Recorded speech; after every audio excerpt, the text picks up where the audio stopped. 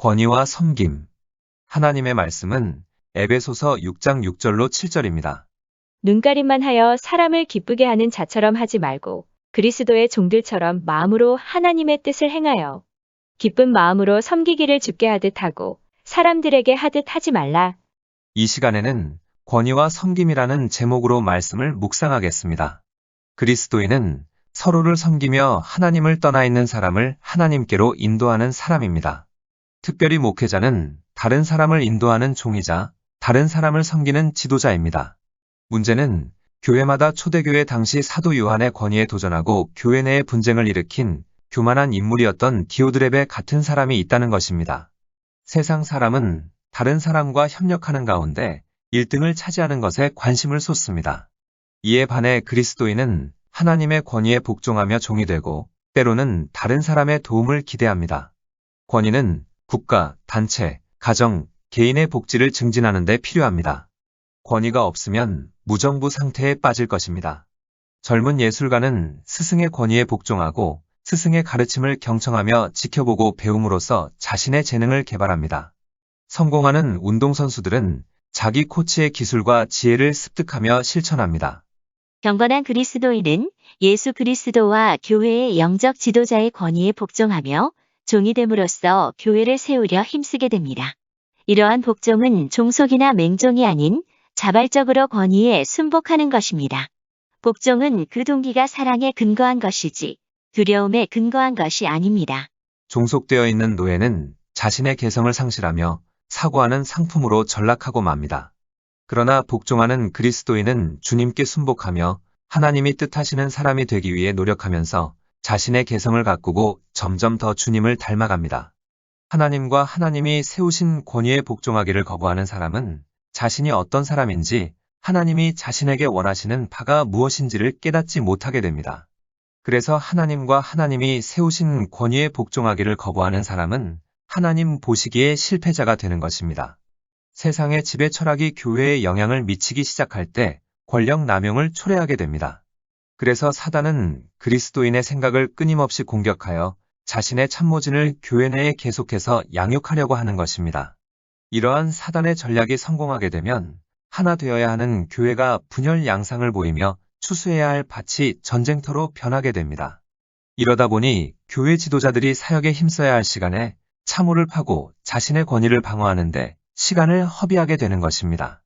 평화를 사랑하는 목회자가 참호 속에 몸을 숨기고 있으며 사방에서 날아오는 총탄 세례를 받고 있는 자신을 보는 것은 서글픈 일입니다. 시편 120편 7절을 보면 이러한 심정을 기록하고 있습니다. 나는 화평을 원할지라도 내가 말할 때에 그들은 싸우려 하는도다. 사단이 교회의 연합을 방해하며 회방하는 것은 모든 지체가 성령과 사랑으로 하나 될 때 강력한 힘을 발휘하기 때문입니다. 그래서 그리스도인의 복종과 섬김에 도는 사단을 무력화시키며 분쟁을 해소하는 효과적인 영적 무기입니다. 그리스도를 닮은 종에 대해서는 사단도 어찌할 수 없기 때문입니다. 여기서 그리스도를 닮은 종이란 상처 입은 사람들을 돕고 경건한 사람들을 지도하며 모든 사람을 사랑하기 위해 전장에서의 위협을 무릅쓰는 그리스도인을 가리킵니다. 교회 내의 분쟁을 해결하기 위해 어떤 의견들은 실제적으로 도움이 되며 쓸모가 있을 수 있습니다.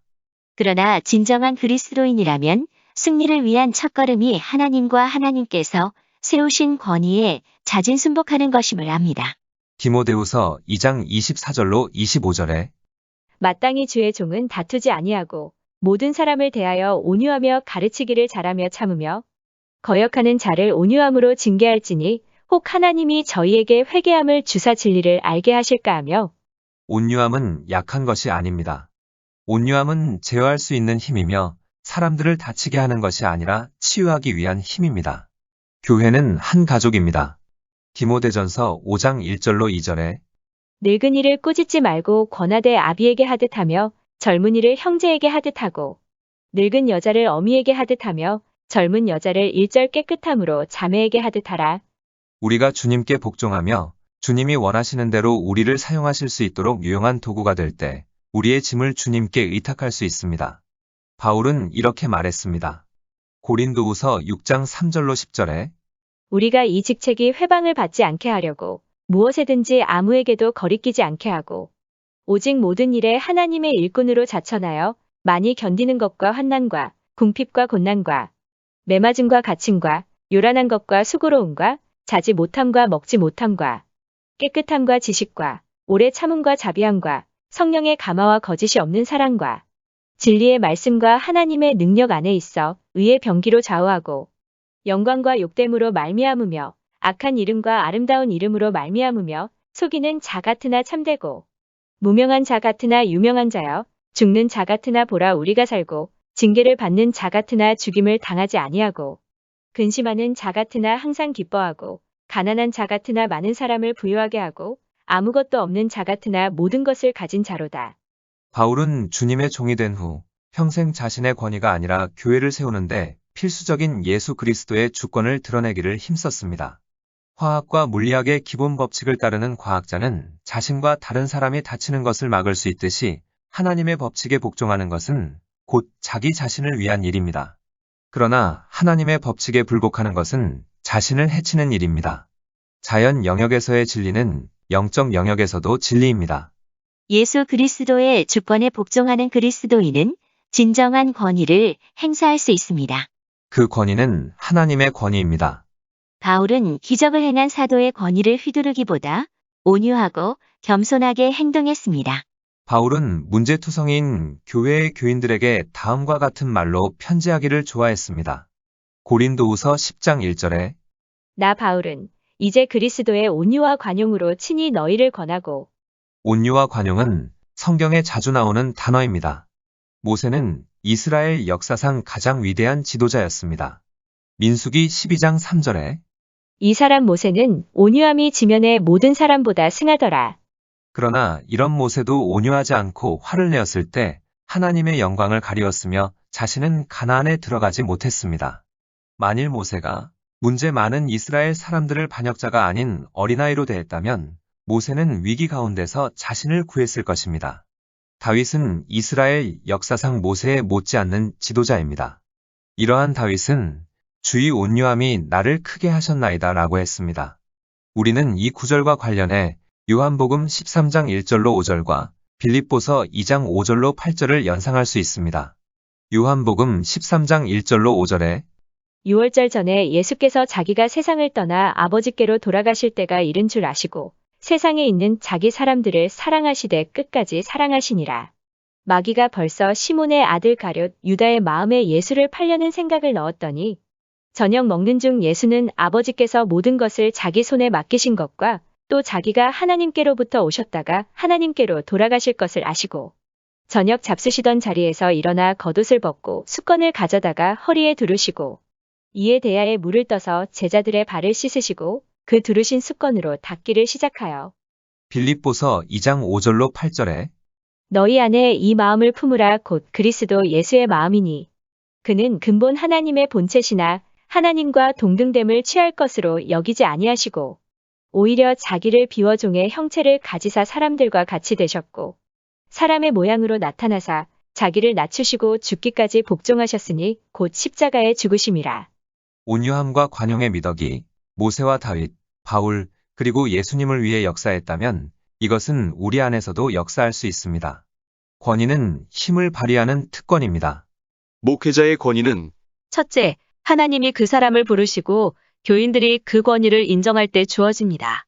교인들이 목회자를 남을 섬기는 자로 이해할 때 그 목회자는 하나님의 부르심을 받은 사명을 수행할 수 있는 권위를 지니게 됩니다.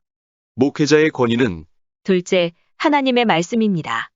에스겔 2장 7절에 그들은 심히 패역한 자라 듣든지 아니 듣든지 너는 내 말로 고할지어다. 이 말은 하나님의 권위가 목회자의 모든 견해와 해석들을 지지해준다는 의미가 아닙니다. 따라서 목회자가 자기 자신의 일시적인 의견을 말할지라도 그것은 곧 하나님의 진리를 선포하고 있는 것임을 사람들이 알아야 한다는 뜻이 아닙니다. 성경의 권위는 하나님의 백성을 지도하는 목회자가 행동하고 말하는 모든 것의 토대가 되어야 합니다. 이것은 목회자뿐만이 아니라 그리스도인이라면 누구나 자신의 직업이나 직분이나 직위에서의 권위를 의지하는 것은 위험합니다. 이러한 경우 허식적인 권위와 오만한 권위주의에 빠질 수 있습니다. 권위는 자신의 능력과 균형을 이루어야 합니다. 이를 위해서는 성령에 붙들려 있어야 합니다. 권위는 우리가 획득한 것이 아니라 우리에게 주어지는 것이고, 능력은 우리가 획득하기 위해 노력해야 하며 대가를 지불해야 얻을 수 있는 것입니다. 하나님의 뜻에 복종하고 사람들에게 섬김의 본을 보이는 것은 이 세상에서 존경을 받을 수 있는 일들 가운데 하나입니다. 우리는 하나님과 사람들에게 신실하게 행함으로 얻은 능력을 자신에게 주어진 권위와 더불어 균형을 이루어야 합니다. 그러면서 사랑으로 권위를 행사해야 합니다. 사랑이 빠지면 권위주의자가 되기 때문입니다. 예수님은 이 땅에서 사역하셨을 때 종의 지도력으로 본을 보이셨습니다. 예수님은 자신의 도움을 필요로 하는 사람들을 너그럽게 맞아주셨고 그들의 필요를 채워주셨습니다. 그리고 세상의 죄를 대속하기 위해 십자가에서 자신을 희생하셨습니다. 예수님은 죽은 자 가운데서 다시 살아나시고 하늘에 오르사 그곳에서 자기 백성을 위해 중보하심으로 여전히 자기 백성을 섬기고 계십니다. 그리고 자기 백성에게 생명을 주시며 남을 섬길 수 있도록 하고 계십니다. 예수님은 우리가 저수지가 아닌 수로가 되길 원하십니다. 그러므로 우리는 하나님께서 우리에게 주신 것을 다른 사람과 나누어야 합니다. 우리는 예수님께서 사랑으로 권위를 행사하시고 자신이 십자가에서 기꺼이 희생하신 것을 깊이 음미하며 생각해 볼 필요가 있습니다. 그리스도인 남편과 아내는 가정에서 헌신적인 종이 되므로 서로에게 그리고 가족에게 사역할 수 있습니다.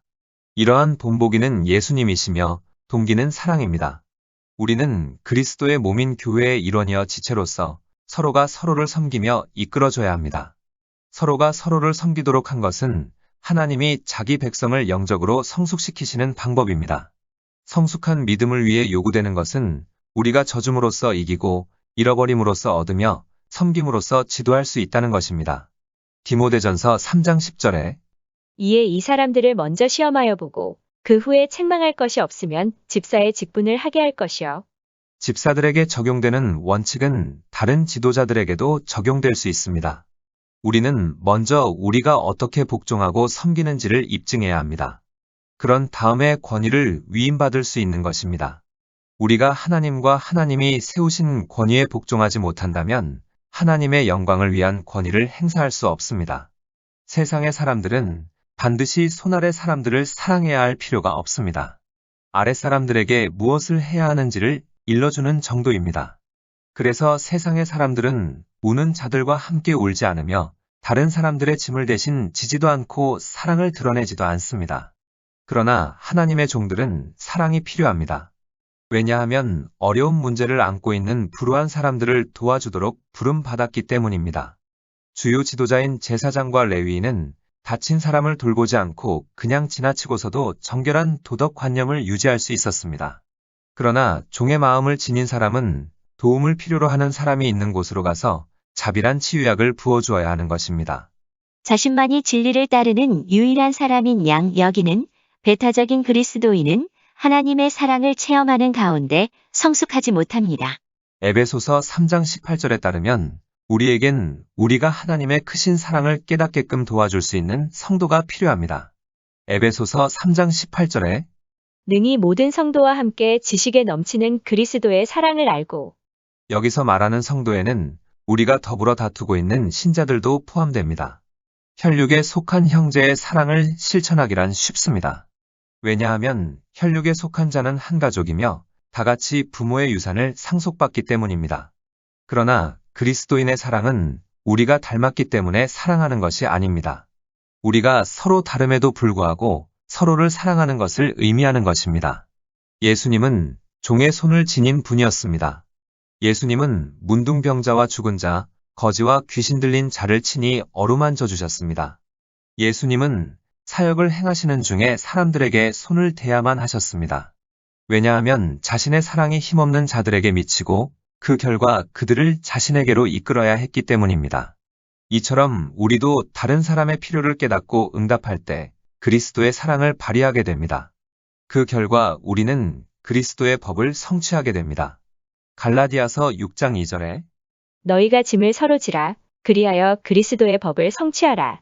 서로를 섬기는 마음은 우리의 믿음과 사랑을 강화시켜 줍니다.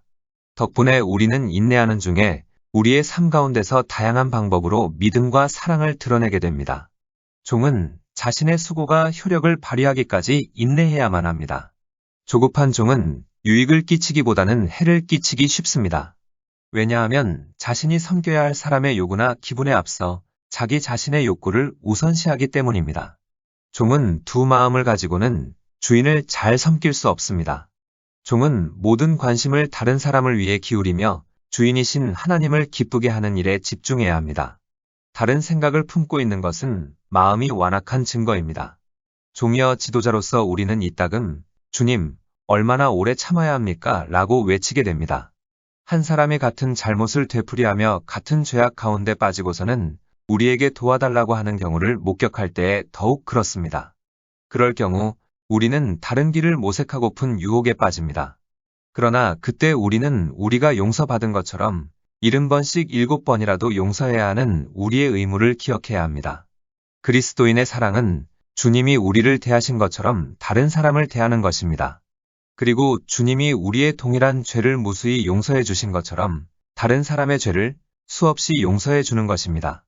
진실한 그리스도인은 겸손한 가운데 자신이 성숙하는 것을 깨닫게 됩니다. 앤드류 머레이가 말했듯이 겸손이란 우리 자신에 대해 비천하게 생각하는 것이 아니라 우리 자신에 대해 전혀 생각하지 않는 것입니다. 겸손은 다른 그리스도인의 장점이 뿌리를 내리고 열매를 맺는 토양입니다. 우리가 겸손한지 겸손하지 못한지를 아는 것은 은혜입니다. 그러나 우리가 겸손하지 못하면 우리는 영적으로 소중한 것들을 전혀 거두지 못하게 됩니다. 예수님은 친히 종이 되시고 하나님 아버지의 뜻에 순종함으로 자신의 겸손을 드러내셨습니다. 우리는 종으로서 순종하며 진심으로 하나님의 뜻을 행함으로 겸손을 배울 수 있습니다. 성경 역사상 위대한 지도자들은 종으로서 출발했습니다. 모세와 다윗은 목자로서, 여호수아는 모세의 조력자로서 시작했습니다. 요셉은 보디발의 집의 종으로서, 엘리사는 엘리야의 종으로서, 그리고 디모데는 바울의 수행인으로서 시작했습니다. 이를 통해 알 수 있는 것은 호를 차지하기 원한다면 수권을 갖고서 시작해야 한다는 것입니다. 오직 하늘에서만 겸손한 그리스도인이 다른 사람에게 미치는 영향력이 얼마나 큰지를 제대로 목격하며 이해할 수 있을 것입니다. 기도하시겠습니다. 하나님과 하나님께서 세우신 권위에 순종하며 하나님께서 각자에게 주신 권위를 사랑으로 행사하며 서로가 서로를 섬김으로 겸손한 우리가 되게 하옵소서. 예수님의 이름으로 기도드립니다. 아멘. 하나님께서는 내 형편이 어떠하든 내 신분이 무엇이든 무슨 죄를 지었든 변함없이 나를 사랑하십니다.